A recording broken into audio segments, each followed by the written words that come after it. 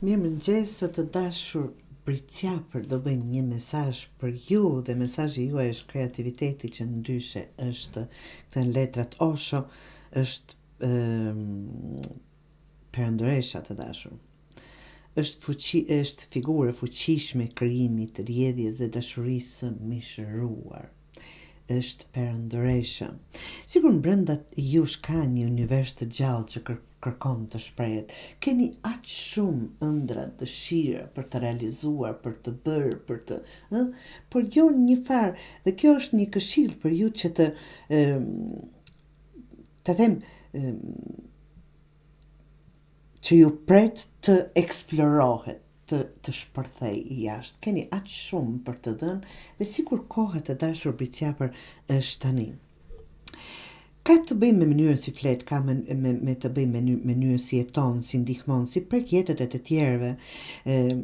Kur krijon, je në kontakt me gjallërinë tënde më të thellë. Ta them ashtu, dhe ajo të bën të ndjeni të gjallë.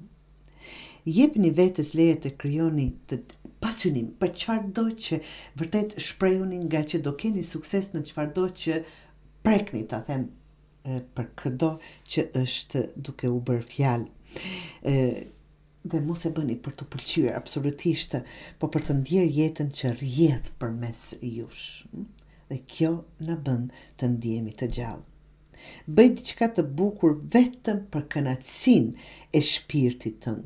Dhe kjo do jetë suksesi i juaj. Krijimtaria në mënyrën e juaj do jetë shërim për ju, absolutisht, por dhe ndoshta për shumë afër jush.